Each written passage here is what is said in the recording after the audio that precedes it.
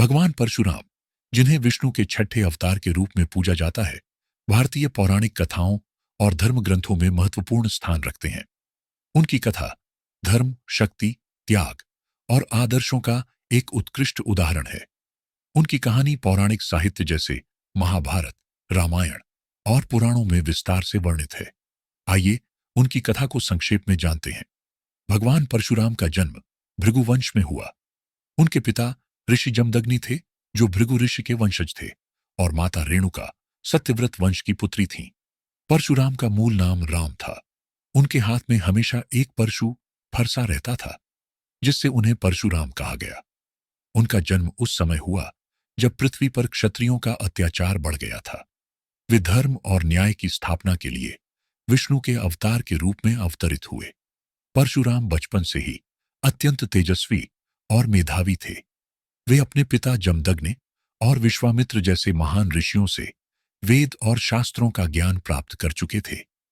महाशक्ति शिव से उन्होंने दिव्यास्त्रों का ज्ञान प्राप्त किया। शिव ने उन्हें परशु प्रदान किया और उनके सर्वश्रेष्ठ शिष्य होने का आशीर्वाद दिया।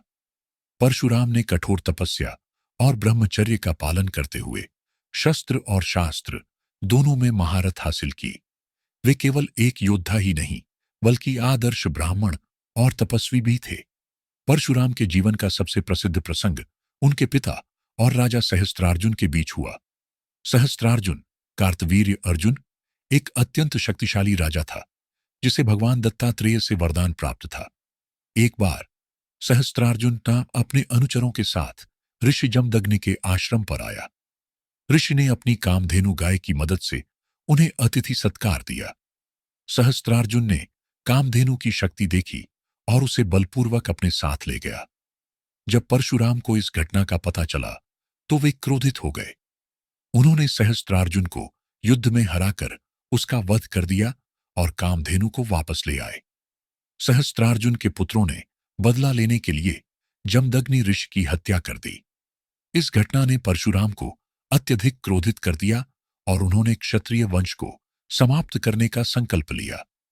अपने पिता की हत्या का बदला लेने के लिए परशुराम ने 21 बार पृथ्वी को क्षत्रियों से मुक्त किया। उन्होंने अत्याचारी क्षत्रियों का संहार किया और धर्म की स्थापना की। हालांकि यह समझना महत्वपूर्ण है कि परशुराम ने केवल अधर्म और अन्याय करने वाले क्षत्रियों का संहार किया। उन्होंने निर्दोष और धर्मपरायण लोगों को क्षमा किया। उनके इस अभियान का उद्देश्य केवल बदला लेना नहीं था, बल्कि धर्म की स्थापना करना था। इस कार्य के बाद उन्होंने सारी भूमि कश्यप ऋषि को दान कर दी और तपस्या करने चले गए। भगवान परशुराम का एक और महत्वपूर्ण प्रसंग भगवान राम से उनका सामना है। जब राजा जनक ने सीता स्वयंवर का आयोजन किया, भगवान राम ने शिव धनुष को तोड़ दिया, जिससे परशुराम क्रोधित हो गए, क्योंकि वह धनुष उनके आराध्य भगवान शिव का प्रतीक था। परशुराम ने भगवान राम को युद्ध के लिए ललकारा, लेकिन जब उन्हें भगवान राम की दिव्यता और विष्णु अवतार होने का एहसास हुआ, तो उन्होंने उन्हें प्रणाम किया और शांत हो गए। यह प्रसंग शक्ति और धर्म के बीच संतुलन का प्रतीक है। भगवान परशुराम का उल्लेख महाभारत में भी आता है। वे भीष्म, द्रोणाचार्य और कर्ण के गुरु थे।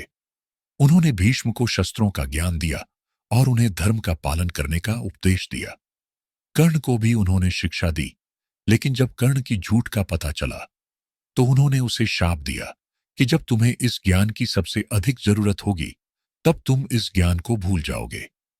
भगवान परशुराम को केवल एक योद्धा के रूप में ही नहीं, बल्कि समाज सुधारक के रूप में भी जाना जाता है।